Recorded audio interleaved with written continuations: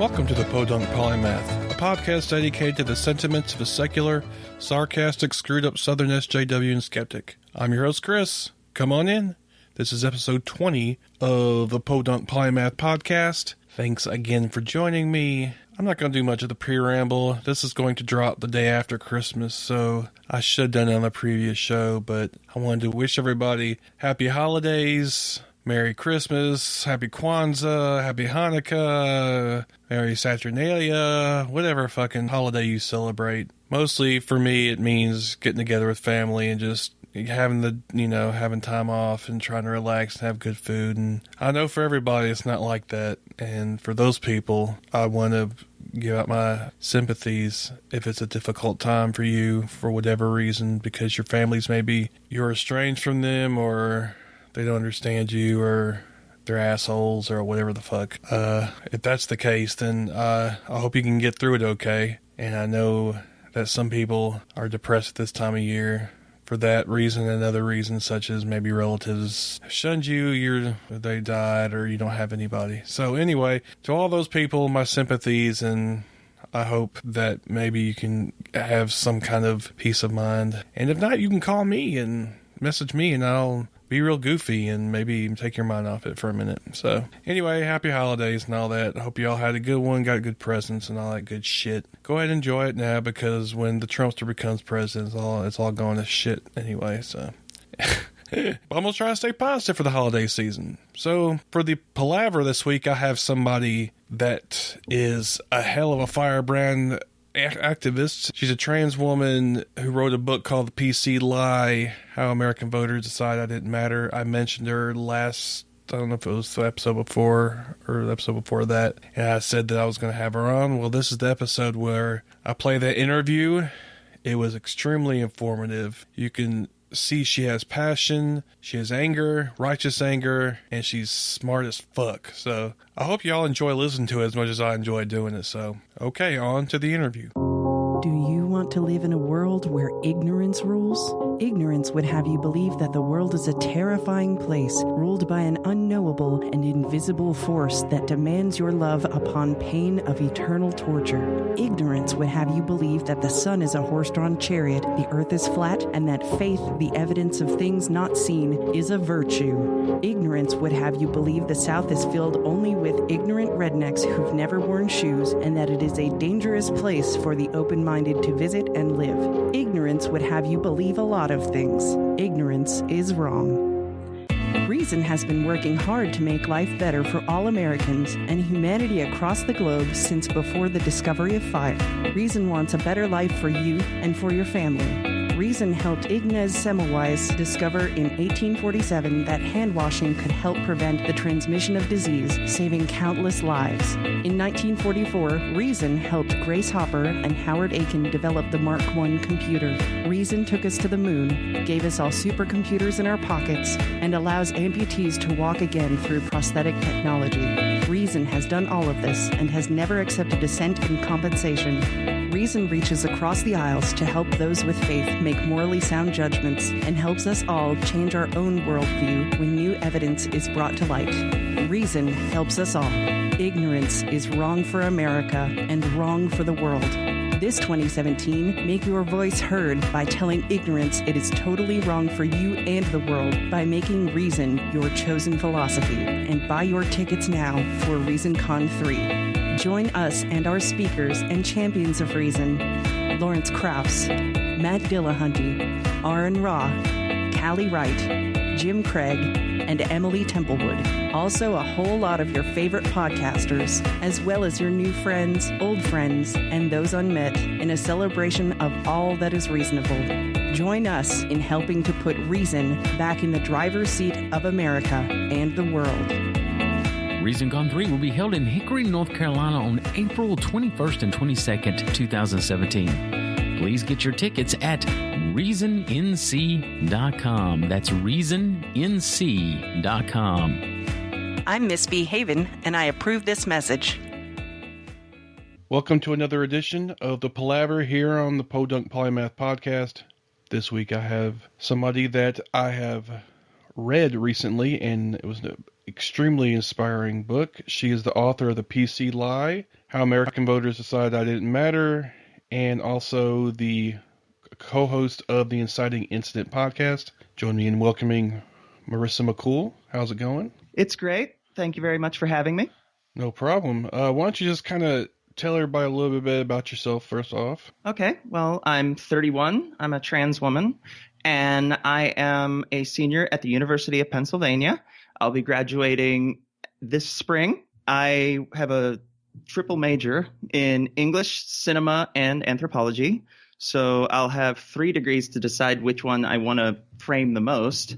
And I just published a book called, like you said, called The PC Lie, How American Voters Decided I Don't Matter, with contributions from a number of different people, including Chris Cluey, former NFL punter, writing the foreword, and host of Opening Arguments, Andrew Torres, and a guy from God Awful Movies, you might have heard of him, named Eli Bosnick. So, that's the most recent stuff I've done. And I'm also, like you said, the host of the Inciting Incident podcast, who we just put out our 71st episode. Very active in the social progress and justice and speaking out about uncomfortable topics and trying to get conversations started. And that's really what I do, is try to have conversations that people don't want to have. Yeah, first I wanted to mention that I actually listened to your last, well, not the very last one, the one before you did with the SJW Circle Jerk folks. And on your Inciting Incident podcast, you actually came out on that podcast, and I thought that was extremely courageous to do. Well, thank you. And I enjoyed the show too, but I just thought that was my first episode to listen to was the one where you did that, so I thought that was pretty awesome. What inspired you to write this book? First of all, what is the book, kind of an overview of what the book is about? The book is an immediate reaction to the election results. It starts out with just that overwhelming rage that I was feeling at the time, and it was me not so much coming out of the closet as it was kicking down the closet door and saying, "What now, motherfuckers?" So I would call it a series of essays more than it is one coherent narrative. It's my progress from being really mad and full of rage and ranting to, I don't want to say less mad, but more precise and, what can we do about this? How are you feeling? How can we come together? What can we do to protect ourselves? Because especially with Mike Pence in there, we're going to be the first people targeted. They've made that very obvious. So that was really what inspired me to write it, is the fact that as a trans woman, I know I'm going to have a target on my back, and I'm kind of an exception because I have an overwhelming amount of support and protection and friendship, and not all LGBT people have that. So I almost felt like it was my responsibility to come out and be as visible as possible, because there are so many who either won't or can't. Right. It kind of reminds me of Callie Wright, the Gay Theist Manifesto. She says similar things before, that she is relatively safe and well cared for and has a good support network. But there are so many, especially transgender folk, who don't have that safety net. And of course, I can cite the statistics of the suicide rate being so much higher. I mean, like ridiculously higher among transgender individuals. And of course, the murder rate, them being killed and everything else. And I think it's just what we've seen is kind of in the wake of the Trump election is a scary, especially these people putting Nazi symbols and just being rude to minorities in general, thinking they can just say anything they want. So I think it's important that, like you said, that you kind of speak out about it, because it's not, it's dangerous and it's scary, really. Yeah, and I went to the same school I go to the same school that Trump went to. So from the time that he even got in the race, we were just kind of at a visible center of the whole thing. So it's not that we were more involved, it's that we were the center of attention more than we normally have been. So, the timeline sort of goes back longer for those of us who either went or still go to Penn than it does necessarily for anyone else. Yeah, I read a book recently, The Making of Donald Trump, which was written by an investigative reporter, and he talked a bit about the Penn connection, and He's always bragging about his time there, and he claims he gave so much money to the school, but nobody can find any record of it or any buildings or anything named after him. So, well, part of that is there's always a monument from certain classes that show the top 100 donors from that particular class. And Donald Trump is the class of 1968. And a lot of the reporters who work for our student newspaper, the Daily Pennsylvanian, they don't find too many of his anywhere. And just for comparison's sake, Maury Povich is visible on one of the Franklin monuments. So he might love the fact that he went to our school, but Maury Povich is more visible than he is. I don't even know what to say about that. That's bizarre. So let's kind of delve a little further into your book. The first chapter is kind of just you raging basically about the election of Trump. It was very visceral. And you meant it that way, and you said that this first chapter is extremely just you're angry about what happened, about how people betrayed you. Feel like people betrayed you, you know, that you don't matter, like your subtitle, your book says. What were you feeling when you wrote that first chapter? Well, the first chapter was written 5 or 6 days after the election. 6 days. I was sitting in my favorite class, and I had just come out in that class. And, you know, by the end of the semester, I was out in school. The university changed my display and preferred name. So it was really a rapid succession. But I was sitting there in class on Monday. And during that week, since Trump had been elected, a couple friends and I traveled the whole way to Florida and back. And we're just kind of taking in everything that had happened and seeing the emboldening of hatred. And well, I don't need to explain to most people what's been happening since Trump got elected, but, you know, we traveled the whole way to Fort Lauderdale, and I drove most of the way there and all the way back. And it occurred to me that because of this, more so than ever, I have to decide how I'm going to present myself based on how safe I might be. And when traveling through states like, you know, North Carolina, I think it is absolutely absurd that I have to be afraid to pull over and use a rest stop on the highway lest someone think I'm trying to, you know, sneak in and assault their daughter or something. So, you know, traveling the whole way down there and then just being at an anime convention where everybody was so supportive and they went out of their way to make sure I was okay and, you know, just make me feel safe in a place where maybe one person knew me. I decided when I got back that this was something I needed to say out loud more than it was something that was necessary for the political climate. It was, you know, fuck you, fuck all of this, fuck everyone who made this possible. I'm angry. And for a while, I felt like it was too harsh, you know, because it's raw. It's definitely raw and tender and anger filled. But then I looked at what people who voted for Trump have said about me and people like me. And I realized they are so much better at the emotional manipulation blame game. And the minute they lost the gay marriage fight, they turned to people like me to try to bully us because we are a marginalized group who hasn't had the same visibility that even gay people have had in the last 12 years or so. And that was kind of my eureka moment. So I made an introduction that said, yeah, it is harsh. And you know what? People have said a lot worse about me than I say about them in this first chapter. And the fact that it starts with the words fuck you is not something I should have to censor, because just for existing, I get called some of the worst names on the planet and have to watch around my back all the time as a trans woman who is taller than the average girl, and therefore am a very visible prospect for someone who's looking to, quote unquote, strike back. Right. And it's totally understandable. I mean, like you said, there's a target on your back right now. And excuse me. And it's just, I can't imagine the fear. I mean, that must go along with it. The kind of Because, I mean, even somebody like me who's, a cis hetero white guy, I mean, even I'm a little scared because of Trump, just because I think he's going to cause World War III maybe. But I can't even imagine on top of any of that, the things that LGBT folk and especially transgender folk have to go through, with the rise of Trump and especially Pence.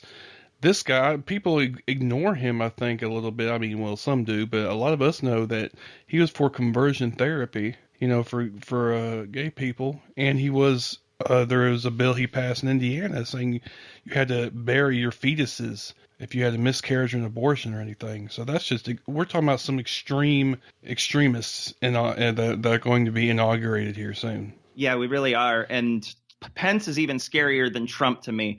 Because, Pence can complete a sentence, but the sentences he completes are really terrifying to people like us. Yeah, exactly. So after the first chapter, you kind of calmed down a bit, I guess you could say, just a little bit, but you're still angry, obviously. Kind of give me a brief synopsis of what your main thrust is for the rest of the book. The rest of the book both explains who I am, where I came from, and what my experience is that brought me to that particular moment in time where I went on this rant and all the anger built up into, like I said, kicking down the closet door. But the rest of the essays, in addition to giving my backstory, excuse me, still getting over pneumonia, a lot of them were stories that I felt needed to be told. They were conversations I felt needed to be had. There's one chapter that's even a very liberal pastor that I'm friends with who, asked, what can we do to help, us being religious people, straight people, cis people. And most of what I published in that chapter were other people who answered that question on Facebook. So I really think of it as a moment in time, and going through all the series of reactions to what may be one of the most infamous moments in our country. And I didn't get less angry, like I said. I just got more precise and focused. So instead of lashing out, swearing, and calling out, all that, I shifted into, well, what can we do about it? What are we going to do? How do we fight back? Where can our voices be heard? And that was really when I decided I need to put this into a book and get it out right away, because if nothing else, I will be one of the first people, if not the first, to publish a full book on this topic. And I found a lot of people willing to contribute, because I'm always in favor of getting more voices than my own by virtue of my visibility. So, Chris Cluey, well-known, outspoken person for LGBT rights. Andrew Torres and Eli Bosnick, big in the skeptic community. We had a couple people from Oh Really Radio on there, one of my fellow students, to give a different perspective as someone who was in my school at the time, my husband, my co-host Astrid. Like we solicited as many different opinions as we possibly could, just to show that it wasn't one long diatribe from one person. Yeah, I was struck by how many people you got to speak. I mean, Eli, his essay really kind of hit home for me, I guess, a little bit.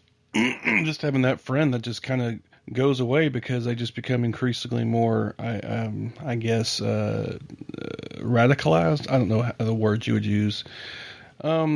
Yeah, so I was also struck by, of course, your story, your life story and how you got to where you were. I mean, you talked about not graduating. I think, did you say you got a GED? Is that right? Sort of. I was asked to leave politely from high school without passing a year. And then I went down to Florida, where you can take the test at 16 as opposed to Pennsylvania, where you have to wait until your high school class graduates. And I aced it. So they actually gave me a real high school diploma instead of a GED. But it's just easier to say, yeah, I got a GED. Yeah, I mean, obviously you're pretty smart. I mean, well, thank you. You got that, and then you went to a community college, but then you ended up at Penn, which is an Ivy League school, and you're doing a triple major, which is impressive by any standard, but especially at an Ivy League school, seems to me that'd be extremely harrowing, to say the least. Especially when you consider my commute is 100 miles each way a day. I've definitely had to deal with a lot of circumstances that most people do not. And it's been magnified by going to a very privileged school without being someone who is that privileged. And if I were to write a full autobiography, I think the subtitle would be From Homeless to the Ivy League, because that's what I managed to do in less than 10 years. And that's one of the things of which I'm most proud. Yeah, I mean, it's just impressive by any standard. Like I said, you're driving at 100 miles. Shit, I drive 45 minutes back and forth to work, but it's nothing near like that. I mean, that's woo. And on top of that, I mean, let's talk about your journey to your transgender. I mean, is this something that you always felt, or was this just something that it was a process? I always knew I was different. I just didn't understand how, because I wasn't aware of the information that was out there or that there were options. In high school, girls liked to put makeup on me, and I loved it. But I didn't have the cognitive ability to reason why, because I had never been exposed to that kind of information. So, my family just assumed it meant I was gay and not wanting to be open about it. So my parents, my mom, often set me up with gay adults that she knew to take me out to dinner and talk to me to try to get me to be more comfortable. But it never connected. Like, I knew I was different and I knew I was among people I had something in common with, but I didn't have the answer. So I ended up just calling myself a drag queen because that was the closest thing I knew to how I felt. And this was when I was about 18. My friends would come over and say, hey, you should dress up as Marissa. It'll be funny. We'll go to Walmart and, have pretend arguments and it'll be fun. And my thought was, yeah, why not? At least they're accepting me this way, even if it is a joke. But it was in my mid to late 20s where through Facebook and skeptic groups that people started saying, I don't think you're a drag queen. Drag queens are performers.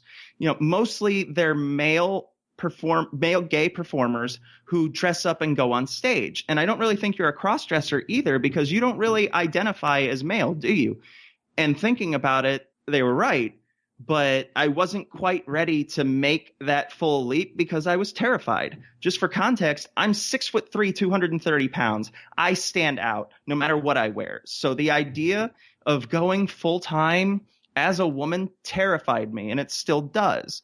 But the longer I got on that journey and the longer I held that gender fluid label of saying, it's half and half, I don't care what pronouns you call me, whatever, it became increasingly difficult to go back to, oh, yeah, you can just call me by my male name. Or, yeah, I don't care that you use male pronouns. It hurt a little bit more each time. And then the biggest epiphany I had was the first person I need to stop lying to is myself. And once I got over that, I sort of just sprang into the girl I always was.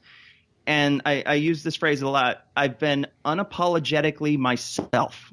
That's awesome. I mean, I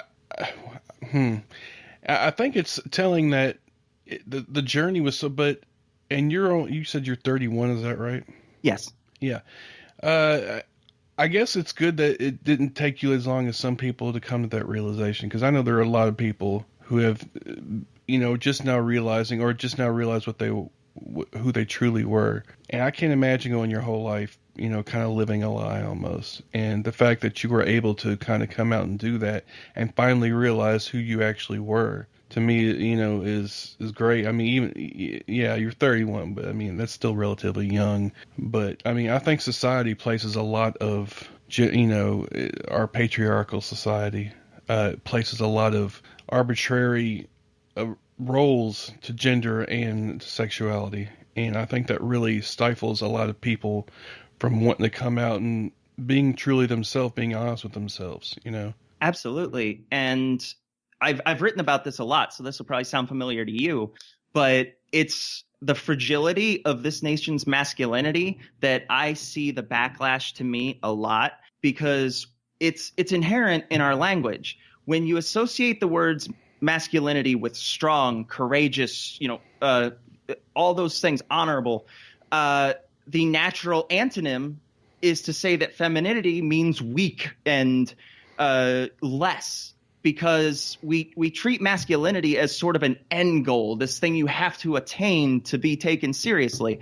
And if you don't do that, oh, you're a sissy, you throw like a girl, all these different colloquial phrases that we have that we don't really think about. But when you look at them objectively, it's kind of fucked up. So the more I realize that masculinity is both a zero-sum game to some people, and also something that is so fragile that seeing someone like me not be masculine is somehow a threat, I decided the hell with it. I'm sick of playing this game. I'm sick of trying to live up to standards I don't agree with just for the feeling of safety. It's femininity and masculinity are descriptions, not opposites in the virtues of strength or anything else. They are descriptions of people. And I am ridiculously feminine acting without being ridiculously feminine looking. And when someone who sees the zero-sum game as that, I end up almost being accused of not pursuing what should be the ultimate goal of how I was born. Because if masculinity means strong and honorable and providing, then I must be running away from being those things. And that's just, of course, not how it is at all. Yeah, I can understand that. I mean, I don't know. It's a difficult thing to overcome, especially when it's ingrained in the society for so long. You just kind of, people don't even think about it. It's just something that you're born into, and it's kind of so deeply held that people don't even realize they're doing it. Let me ask you a question about how did you, and this is kind of banal maybe, but how did you come up with your name? That's a cute little story, actually. When I was 18, that's when I really started discovering myself without knowing it.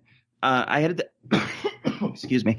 I had a friend who had this obsessive ex-boyfriend who wouldn't leave her alone, and telling her that she had a boyfriend didn't help. And she just looked at me and said, could you dress up as my girlfriend, Marissa, and just, substitute in for me to try to get him away? And I was like, yeah, because when I was 18, I was maybe $150 and I had really long hair, super skinny, and I could quote unquote pass back then. I hate that phrase, but the truth is I could blend in. I was just a tall girl, and it just struck a part of me that I not only didn't know I had, but it was one that I had to keep going back to, because it was this liberating feeling that I didn't know was possible.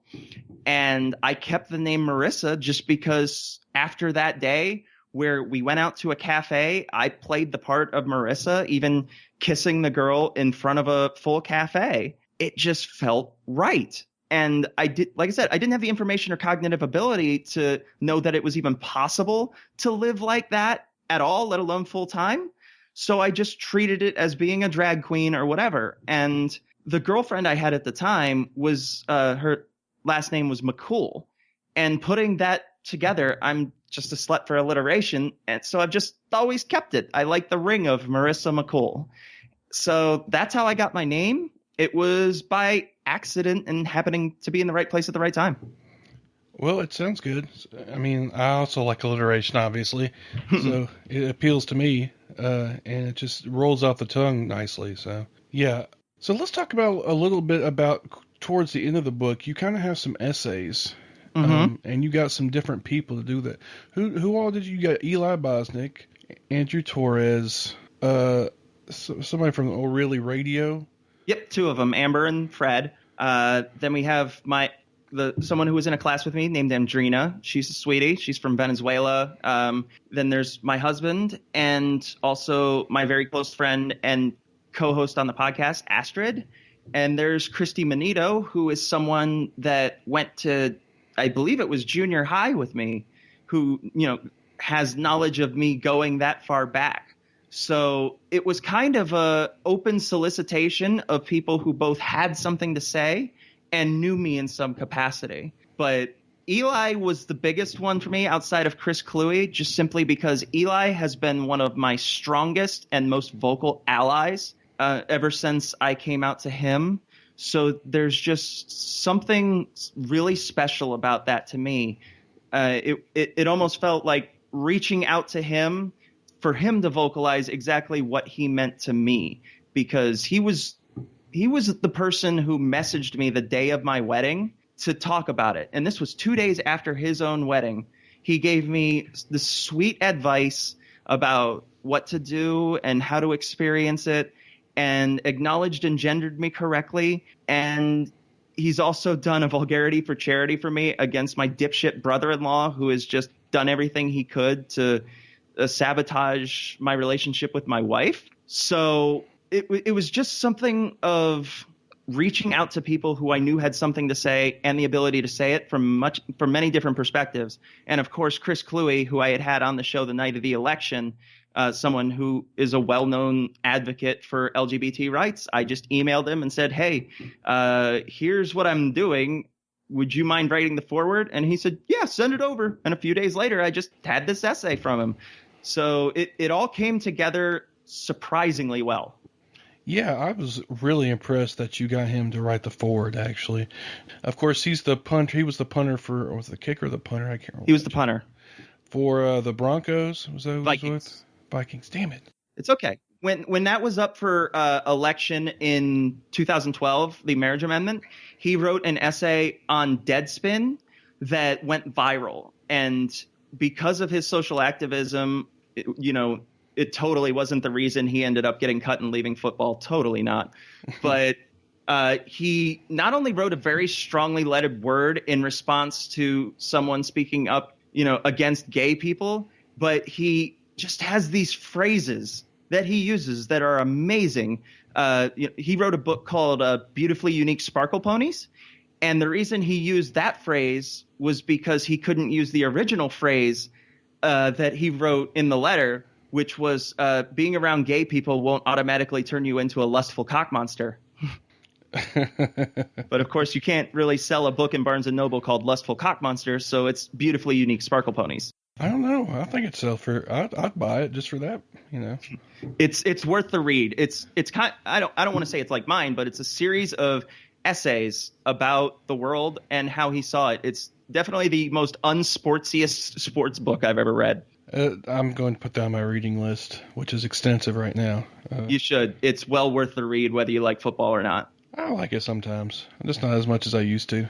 Same here. I've worked in college football the last 2 years, so being around it that often and seeing both the positive and negative sides of it has really given me a new perspective. That was one story, though. Well, I think I may have heard this on your podcast. Let's talk about your podcast a little bit, Sure. Actually. The Inciting Incident. How did that kind of get its start? Well, the Inciting Incident podcast started because at Penn, there was a site called Penn Movie Reviewer, and they originally asked me to be a writer for it. And then Brian and I, my co-host, had been doing a panel at conventions that was on issues of adaptation in movies. So we thought, well, why don't we take that and turn it into a podcast? Maybe we can gain some traction with that from having me, someone who has studied it extensively, and someone who hasn't studied it academically, but more has just experienced a lot of it and has a lot of experience talking about it. So we started as a film/media podcast, but on a couple episodes where people were asking us political questions and asking us to discuss social justice issues, the shows went so much better and got a lot more attention. And then combine that with the fact that many of our early guests were well-known atheist podcasters like Thomas Smith and Cognitive Dissonance. We tried to pair both together, doing the serious issue one on Friday and then doing the let's have fun and talk about movies one on Sunday. But the more we did that, the more focused we were on Friday and just sort of throwing Sunday out there because we had to. And the more guests we got, the more people who are willing to come on and talk about it, and the more people who really liked what we had to say. It was something unique. It was coming from a perspective of, here are our opinions, but please talk to us about it. We want to know. We want to have uncomfortable conversations like about suicide and drug use and trans issues. And we've had, a lot of the skeptic podcasters I already mentioned, but I've had Allison Flowers, who wrote a book about exonerees after they get released from jail and trying to rebuild their life. I had a guy who listens to our show from France who survived the Paris terror attacks and for some reason contacted me to talk about it and told the whole story on one of our episodes. And it's just unreal. Every time I send out an invitation to someone who is way out of my league and they actually respond with, "Oh yeah, I'll come on your show," I still have to check my pulse and make sure that I'm not in some kind of simulation. The biggest one I would say is Noam Chomsky, who, while I didn't get him to come on a call or anything, agreed to let me interview him. And the way I handled that was he emailed me his answers, and then we had a panel discussion where I would ask the same questions to the people on the show and then say, well, here's what Noam Chomsky said. And the reason I was able to talk to Noam Chomsky is because one of my professors this semester went to school with him, because Noam Chomsky also went to the University of Pennsylvania. So I was able to write him, say, "Hey, I'm a Penn student and my professor keeps mentioning you. And I just read one of your books. I really like it. Do you mind if I ask you some questions for my podcast?" And he said, "I don't have a lot of time. I'm, deluged with interview requests, but if you send specific questions, I will be happy to answer them for you." And he didn't respond with a lot, but he responded. So just us sitting in a little one-car garage that we converted into a studio had the premier linguist in the world on our show. And it's just been a series of successive events like that where for some reason people give a shit about what we say, so we keep talking. And, we have about 30,000 monthly listeners. So somebody's listening and it's resonating somewhere. I had no idea you were that big. Neither did I, but and actually I'd never even heard, and I feel bad for saying that, but I hadn't even heard of your podcast previously to hearing about you through the book and everything else. And you've had, like you said, you've had Thomas Smith on, you've had Cogdis on. I mean, did you have Eli? Did you ever have Eli on? I had Eli on episode 50. I've had both of the Atheist Nomads. I've had Josh Hope from a film festival, Dennis Gillen, who was a suicide motivational speaker, Jesse Dollimore, Shujin Tribble. We've had Molly Unmormon, just all these different voices. We have, I would say, a wider variety of guests than most late night television shows, because we just have so many different people from so many different areas who are willing to talk to us. So we get these different perspectives and we're not having the same conversation every week. That's what I've been trying to do with, of course, this show's relatively young, but I've been trying to get different points of view from different people and just kind of reaching out and trying to have conversations that I don't hear other podcasts having. And I think it's important, especially now, of course, we're talking about, it always comes back to Trump, I guess, in the election.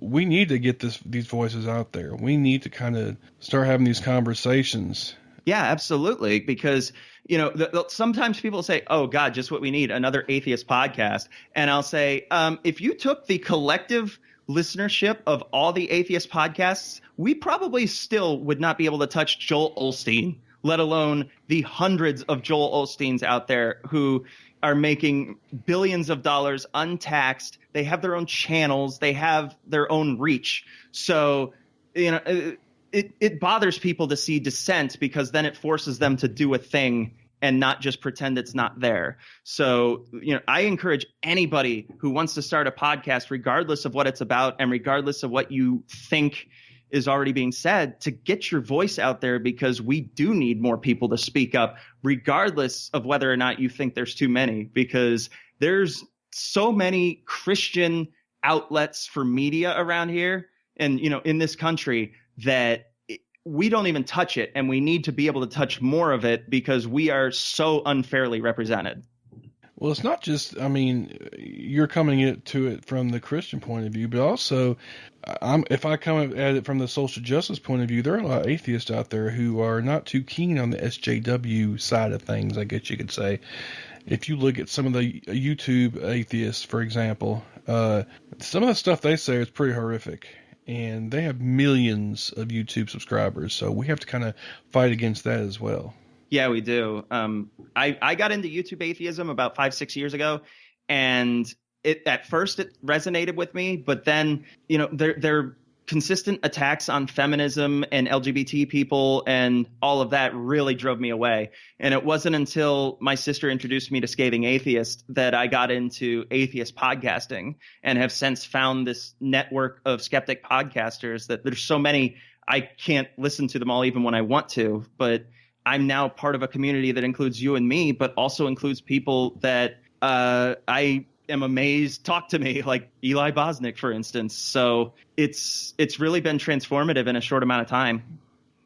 Yeah, the support network for the atheist / skeptical podcasters is amazing. They are so willing to help you without any qualms or anything for the vast majority. I've never had any problems with that, and I've always thought that our community is one of the better ones that I've ever been a part of. Definitely. You take someone like Tom and Cecil from Cognitive Dissonance. This was before we even knew how to do audio, but they were willing to come on our show and spend an hour and a half just joking about shit with us. Like, most fields, you won't get that kind of access to someone with an exponentially larger base, so to speak, than you do. But, in the first 20 episodes, both Thomas Smith and Cognitive Dissonance came on our show, and we still didn't figure out audio for a while yet until we made the studio. But we were learn on the fly, just trying to get better, having something to say, but not sure the technicalities of how and where and which way to broadcast it. And we sort of worked out those kinks. Yeah, it's great. And I remember when I was first starting out, I was emailing Cecil for kind of tips on what I should do as far as audio stuff. And he emailed me back, no problem, and gave me some advice. So I always thought that was extremely cool of him to do. He didn't have to do that, I mean, Cogdis is one of the big daddies, I guess you could say, in the community, along with Scathing Atheist, I suppose, and God Awful Movies. So I've always appreciated that and the kind of community we have willing to help each other. Absolutely. The podcast, how long has the podcast been going on exactly? We started it in February, so almost a year. Oh, so okay.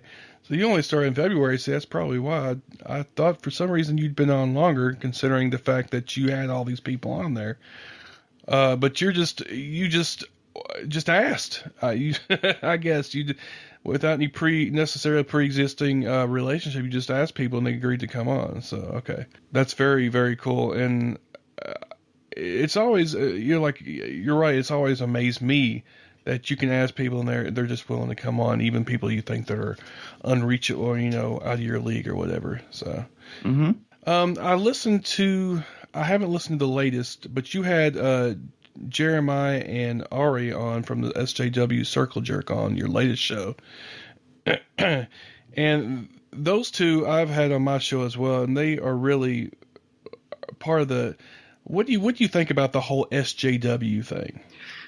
I talked about this on Oh Really Radio last night. I think SJW was a mocking slur used against people who try to fight for voices of marginalized people.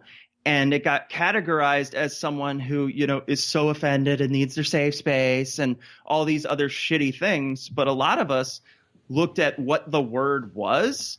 It's like someone fighting for social justice is a bad thing. So, people like Ari, Jeremiah, myself, and others who were sort of had that label slapped onto them just kind of owned it and fought back by doing exactly that and throwing the word back in their face. Yeah, and that's the thing I've tried to do as well. I self-identify as SJW and try to use it as a positive term instead of pejorative that some people try to use it as. And I think that's important because, I mean, what the fuck's wrong with fighting for social justice? I've never understood the logic behind that, why you would try to denigrate that to begin with. Well, it comes down to a lot of shitty entitlement. It's the people I hear saying that either are sick of getting called out on their shitty behavior, and opinions, or they're just lazy enough to not want to have to talk about these issues because either they are stagnant or don't want to have to put in the effort to consider that, yeah, maybe someone doesn't want to identify with either gender. The horror, speaking up about our identities is somehow inconveniencing your bubble, so to speak. And especially on campuses, the Yale thing, that was pretty close to home since it's also an Ivy League school. We heard about that crap incessantly. Yeah, it's ridiculous especially they mock safe spaces and trigger warnings as if it's just something that's just for, coddling. And that's the narrative they always use, they're coddling people or whatever. When really, I think a lot of people don't, it's like with SJ, it's become pejorative, but people don't really actually understand that that is a real thing. And there's certain aspects of it, that are helpful to people, really helpful. And it's not just people wanting to be coddled. These are terms that had specific meanings, and people just use them to try to generalize a whole group of people, which is, to me, disgusting. I mean, Eli spoke about this, about safe spaces and trigger. Well, he does it all the time. Oh, yeah. And he talks about, the meanings, what they actually are. Safe spaces are places for usually it's oppressed people who want to go to and kind of get away from it, I don't see why that's, like if for example, if you're on a campus and maybe you just want a space, like if you're transgender, for example, you want a space to go to where you'll be safe and you'll be comfortable. What's the problem with having somewhere to go? People have this misconception of safe spaces as if it's people who can't handle reality or people who are too weak and need to be coddled. But really, a safe space is a spot on campus where you can go and know that no one's going to say transphobic shit to you or homophobic or whatever else it is. It just means, hey, can you try not to be an asshole while we're here? And that's apparently unrealistic and whatever, because no one's going to act like that in the real world. And my argument is, why are we basing something on what a bunch of assholes in the real world does instead of trying to improve it? Yeah, I never have understood that logic, to be honest with you. I mean, well, the real world's, shitty and it's a bad place and you shouldn't expect to be. Well, why the fuck shouldn't we? And then that's something we should be trying to work towards, I don't understand that. I don't understand that concept, I don't. It's just as lazy as saying, well, both political parties are bad. Who cares? It's an easy opt-out of not caring that is a hell of a lot easier than actually getting invested in something and having an opinion. It's much easier to blow someone off than it is to actually take a stand and fight for something. Yeah, I think that's a lot of it. And the same thing with trigger warnings. I mean, oh God, we can't, people just throw a fit about that. God, you can't say trigger warnings for everything. And again, they're just misusing the term. Mm-hmm. Like maybe if trigger warning, it might be if there's something that might trigger somebody with PTSD, would that be something you'd be against? But then again, people who are against it want to blow it out of proportion and try to use extreme examples of some professor somewhere. It's just, it just gives me a headache, really. The links people will go to try to be assholes, Yeah, and trigger warnings, once again, 97% of them are graphic rape, graphic violence, or, a dead body, something that would be truly startling to see. And really all it is, hey, this graphic material is coming up, just so you know. And most people are okay with that when not used with the phrase trigger warning. But then as soon as someone says something about a trigger warning, they're like, oh, LOL, trigger, millennials are so weak and stupid. Yeah, it's trigger warning. What do you think rating systems are at the theater? Rated R, rated PG, or what? Those are trigger warnings. It's telling you ahead of time what's in the movie that might, bother some people. Yeah, but apparently that's the end of our society as some people see it. Yeah, I don't. And it's the words have meanings, I mean, it's like, I don't know if you've ever. I'm sure you have heard this. When people were asked if they supported Obamacare, they said, hell no, overwhelmingly.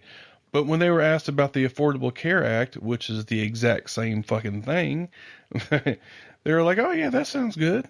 Not realizing it's the same damn thing. People are easy to tie emotional reactions to words that they've been told are bad without finding out what those words actually mean. And that's what scares me, to be honest with Trump, because he knows how to manipulate people with certain words, I think. I mean, say what you will about him, he knows how to work a fucking crowd, Yeah, I've actually written some papers on this, and on my blog, and I of course publish all my writing on my Patreon for people to see. But one of the things I did a lot of research on was what's called intuitionism, which is this idea that the first response a lot of people have to certain situations is an emotional one, and it's not rational.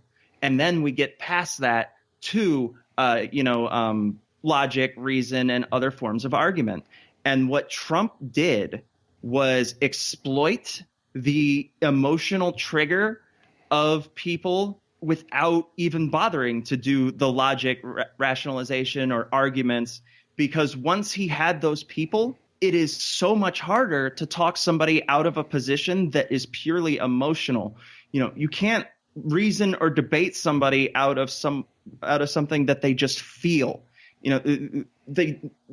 Jonathan Haidt is the writer that I've read most who talks about this, and he gives the example of a brother and sister who decide to have sex one time safely and go through all the precautions. And he says 97% of the people, when presented with that scenario of two consenting adults, automatically have a negative reaction. And once they get past the point of, birth defects of incest, they'll be able to say, I don't know, it just feels wrong, but I can't really explain why. And that's what Trump was able to exploit, is that feeling rather than having an opinion. It's just my feelings are correct, and you can't talk me out of my feelings. He's validating them. And Hillary Clinton did not have the power to capture people emotionally like Trump did. Yeah, I hate to say it, but the vast majority of people go on feeling. They're not. We have a lot of low information voters, as they're so charitably called. That they don't pay attention to the actual issues or what's actually going on or what this candidate is actually going to do or their positions or anything. They're going on gut instinct. It's kind of like W. Well, I would like to have a beer with him, so you're gonna vote for somebody just because you want to have a beer with them. Totally. I mean, when you surround yourself in an echo chamber and only listen to people who agree with you, it's really easy to forget that there are other perspectives. And now when you can control all the information you get to see and filter it to your liking, it's become exacerbated, even since W was in office. That, how many times do you see, I might get unfriended for this opinion, or, you should take yourself off my friends list if you voted for X or if you like Y. When we have that much control over what news we get, what facts we get, and what voices we're hearing, it's very difficult to pull yourself out of that self-created bubble. Yeah, and this is something I've been thinking about recently. It's not just one side, because I've seen a lot of bubbles on the other side as well, on the left. Oh yeah. And I think this is a problem for everybody. And like you said, everything's so like Google nowadays. You search results are catered towards. It goes by patterns. It sees what you're searching for and suggests what you might want to find. Well, that kind of you're basically that's the bubble right there. Everything's catered to your pre-existing notions. It's kind of like confirmation bias. It is confirmation bias, and we've been talking about being in a post-fact society since Trump was elected, and one of the opening clips in our show from the Newsroom season 1 is Will McAvoy saying people choose the facts they want now. And that's really been the Kellyanne Conway narrative of this whole thing. Facts don't matter if enough people believe otherwise. Well, isn't that something? I mean, Godwin's law is going to get worn out here, as far as comparing anything to Hitler. But, I mean, that's kind of something he said, wasn't it? Something like the fact, it was Goebbels, I think. A lie told many times becomes a true, people start believing a lie if you tell them a bunch of times, basically. I'm paraphrasing, but I don't remember exactly. And the thing with this whole Trump election is just, I'm sitting here and I'm trying to be, because I consider myself a skeptic and rational, but I'm just fucking scared. I have this feeling in the pit of my stomach, like this shit is just not right. It's not just because, Hillary lost, which I wasn't that huge a Hillary supporter, to be honest with you anyway. But it's just something about this is different, Absolutely. And we've been talking a lot about that. And, especially marginalized people who are already becoming bigger targets than they were now have people who not only have these shitty opinions, but now feel emboldened to yell them and attack other people because, well, Trump said it was okay. So now it's okay. Yeah, and I don't know. People kept saying, well, he'll calm down once he's elected. This is all just to get elected. And I'm like, but they said this same shit, and I hate doing it. But Hitler says the same shit. I mean, it's just I keep bringing it because he's the penultimate example everybody goes to for, this kind of thing, this dangerous demagoguery or whatever. There's something that Astrid and I love to say, and that is Godwin's law doesn't apply when you're talking about actual Nazis. And since the election, we have seen a resurgence of actual Nazis. There was a Nazi protest in our town recently. So when real Nazis are being emboldened and are allowed to feel safe again, you don't get to call Godwin's law and the Hitler comparisons. Yeah, that's what I'm figuring out. We're gonna have to have a corollary to Godwin's law or something, or an exception or something, because this is just getting ridiculous. So I think a big part of your book and a big part of your activism is what people can do. What can people do? Be visible. Be willing to stand with people who are afraid right now. Be willing not just to be an ally, but to be more than just a convenience-based ally. I've always told people who want to be allies in the LGBTQ community, if you're only an ally when it's convenient for you, you're not an ally. It's about standing up for what's right, even when it's really uncomfortable to do so. And there are enough of us in this country. The majority popular vote showed that there are more people against Trump than there are for them. But now, with all of these appointments going on and these power grabs, you have to stand up. It's not enough to share a Facebook meme and feel like you contributed. You have to get involved, get in these protests, get in the discussion, be vocal about it, even if someone might disagree with you and it's uncomfortable. Until we can get past this, this might get people mad at me, so I really don't want to say it out loud. We're not going to get anywhere because the other side has no problem yelling literally anything they want. Yeah. So basically get in the conversation, get in there and start fucking stirring things up a little bit, I would add, there are organizations that you can be a part of or contribute to help out. Are there any that you would suggest specifically? Definitely Modest Needs. I know some of the Cogdis and Scathing Atheist people are familiar with that. I've contributed to Modest Needs, but there's so many different charities that you can work with. One I just donated to last night was Neil Gaiman's. He's offering a bunch of books that he wrote that are either rare or out of print, and it's on a pay what you want thing, and it's going to Syrian refugees. So the best thing you can do is not only seek out these places to give your money, but to do research on ones to make sure that your money is going to the right place.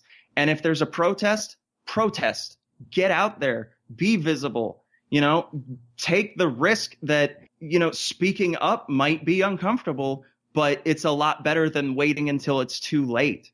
So, reach out to people reach out to people who you see are being vocal, reach out to those who are leaders in the community who are standing up to all of this and be their allies. Stand with them. Vote, be present, put your money toward good causes, and you can't just sit back and be complacent anymore because the LGBT people might be the first ones to be attacked, but it's certainly not going to stop there. And you don't want to wait until it's too late to help anybody. Yeah, there's that famous phrase, first they came for the trade unionists or whatever. Mm-hmm. I don't know exactly how it goes, and then it ends, then they came, for me, and there was nobody left to stand up for me. So. Exactly. We have to nip this shit in the bud before it gets to the point where we can even make that comparison. Exactly. Let's just wrap this up. Why don't you tell everybody where they can find your book? Okay. My book is available on Amazon and all of those online, regular places that you can find books. But if you want a copy signed by me, or, I have copies that are signed by me, and I have copies that are signed by me and Chris Cluey. You can email me at rismcwriting, rismcwriting @gmail.com, and I will send you a PayPal invoice and mail it to California so Chris Cluey can sign your copy. That's the best way to do it. But, of course, it's available on Kindle and Amazon and all of those places. And I've seen a lot of very favorable reviews, and people have said very kind things about it. So, and obviously I'm willing to come on podcasts and talk about it. So it's resonating somewhere. So I'm really happy with where it's gone. Yeah, I just wanted to. I wrote a review for your book on Amazon, and I just wanted y'all can go on Amazon and see my review under Chris Watson. But I just wanted to say that it was a very inspiring book to me, and I really enjoyed reading it. I enjoyed the rawness. Like I said, it hits you where it hurts, basically, and it makes you think about things. And you were the first person to send me a review who didn't have the previous bias of knowing me, so it means all the more that you think that, not just because you're my friend. Yeah, well, it's true. I mean, it's visceral. Like I said, I mean, it's just one of those things that you feel the anger coming. It's like it's oozing out, basically, It pretty much is.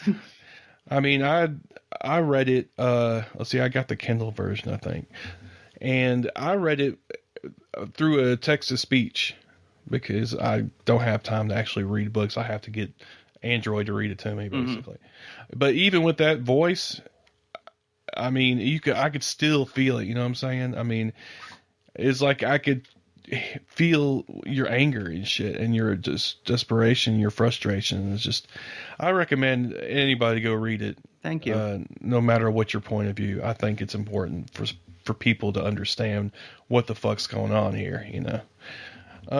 Also, why don't you your podcast? Where can people find that? Pretty much any podcast app you have. If you pull up Inciting Incident, it should come up. But incitingincidentpodcast.com, incitingincident.libsyn.com. We have a Blog Talk Radio account, but I'm not a fan of that. It's just another method to distribute it. And iTunes, Stitcher, Google Play. We're pretty easy to find if you look up Inciting Incident Podcast. Yeah, you're also on Facebook. I found you on there as well. Mm-hmm. Facebook.com/Inciting Incident Podcast. Exactly. So, and is there anything else you want to plug or anything I'm missing? I do want to plug my writing Patreon, just because I publish something almost every day. Short blogs or papers that I've written, things like that. And that's at patreon.com/rismc. And you can also sign up to get a signed copy of the book there for as little as $1 a month.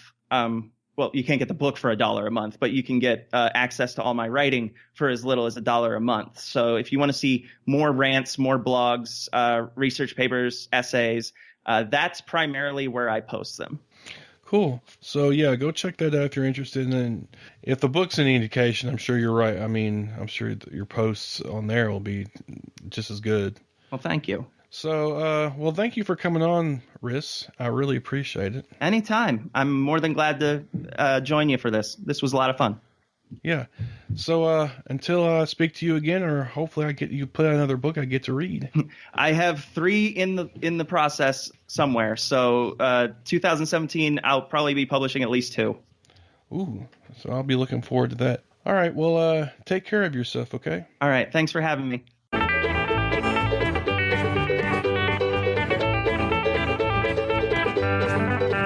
That'll do it for this episode of the Podunk Polymath Podcast. I want to thank Ris McCool for coming on and speaking with me. Like I said in the pre-ramble, she was awesome, passionate, and everybody needs to keep an eye on, because she's gonna be doing some shit, I think. So definitely read her book.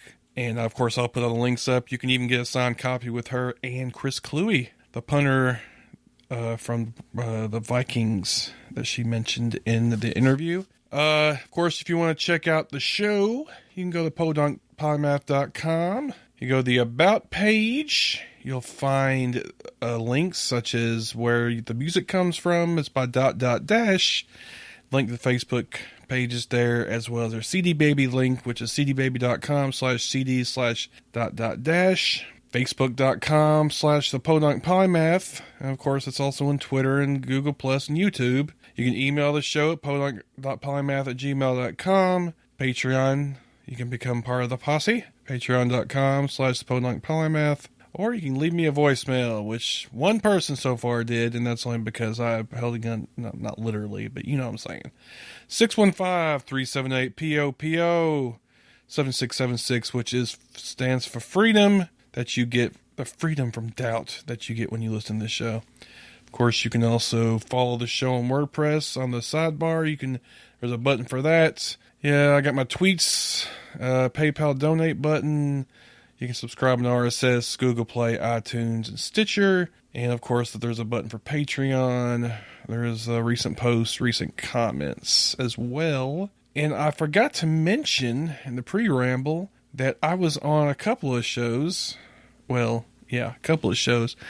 Well, technically, I was on Trav's show, By Any Means, his Christmas special, with Ris, Jeremiah, and Uber47 from a Secular Barbershop. Callie was supposed to make it, but she couldn't make it. So it's us three and them. So check me out there.